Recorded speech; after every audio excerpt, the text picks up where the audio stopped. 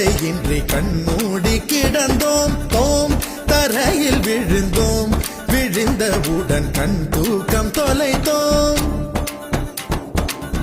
அப்போது அப்போது போன தூக்கம் என் கண்களிலே எப்போது எப்போது வந்து சேரும் விடை தோணலையே